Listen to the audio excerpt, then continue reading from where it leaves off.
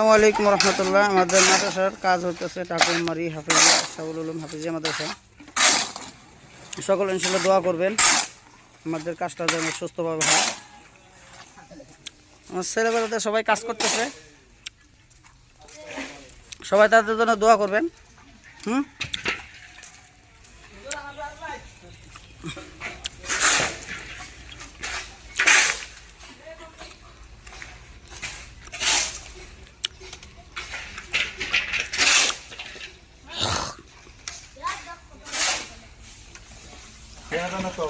হ্যাঁ না তাহারা এত টিয়া দে মোবাইল কিনছি ক্লিয়ার না দে রবু